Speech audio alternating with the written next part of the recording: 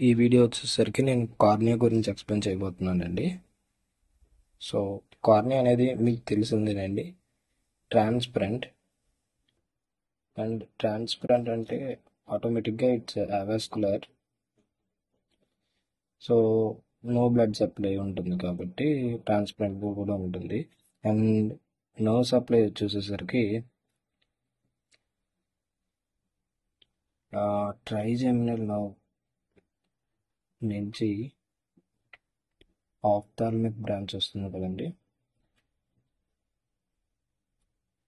ఈ ophthalmic branch మళ్ళీ 3 parts కింద డివైడ్ అవుతుంది: లాక్రిమల్, ఫ్రాంటల్ అండ్ నాసో సీలియరీ. ఈ నాసో సీలియరీ నర్వ్ బ్రాంచే మనకి కార్నియాకి సప్లై చేస్తుందండి, నర్వ్ సప్లై.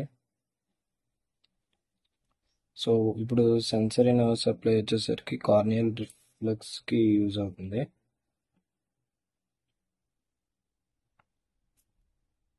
ఇందులో ఎఫరెంట్ అండ్ డిఫరెంట్ పార్ట్స్ ఉంటాయండి.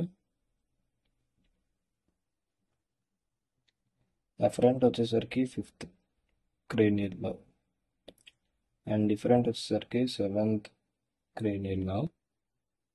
సో ఇప్పుడు లేయర్స్ ఆఫ్ కార్నియా చూద్దామండి. కార్నియాకి వచ్చేసరికి 6 లేయర్స్ ఉంటాయండి.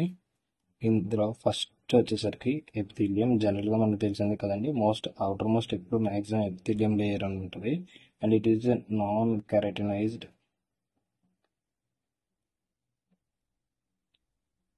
స్ట్రాటిఫైడ్ స్క్వామస్ ఎపిథీలియం ఉంది. దీని తర్వాత వచ్చేసరికి బౌమన్స్ లేయర్.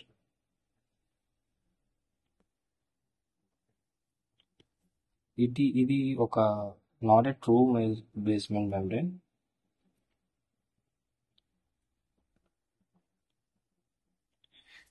ఎసెల్యులార్ అండి.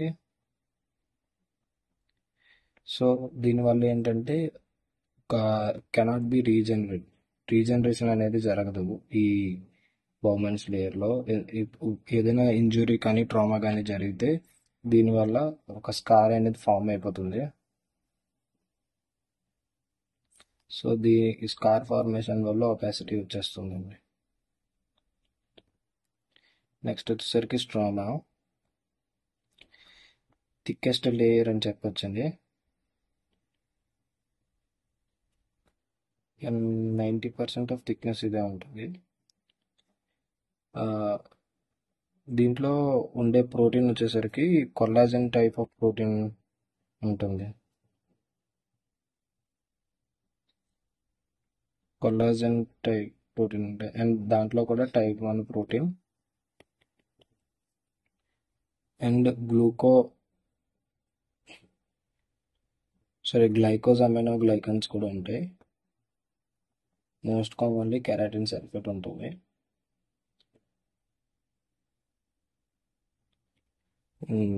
నెక్స్ట్ వచ్చేసరికి డువాస్ లేయర్. దీన్ని స్ట్రాంగెస్ట్ లేయర్ అని చెప్తారు. ఇది 7 మైక్రోమీటర్స్ టు 14 మైక్రోమీటర్స్ ఉంటుంది. ఇది ఒక నార్మల్గా అయితే దీనికి అంత ఇది ఇంపార్టెన్స్ మనకి తెలీదు.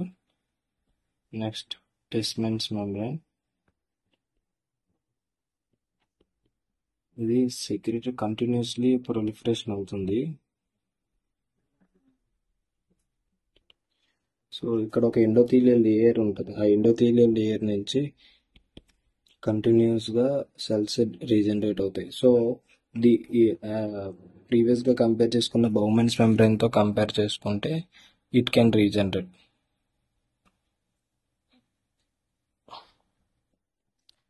థిక్నెస్ అనేది through out the life increase అవుతూ వస్తుందండి.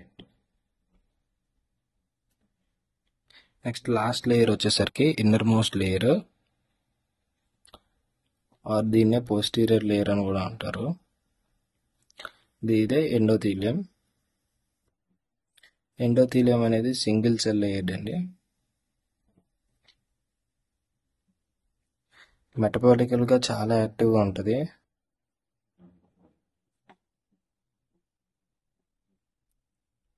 అండ్ మెయిన్ వచ్చేసరికి ట్రాన్స్పరెన్సీ, కార్నియా యొక్క ట్రాన్స్పరెన్సీని మెయింటైన్ చేస్తుంది.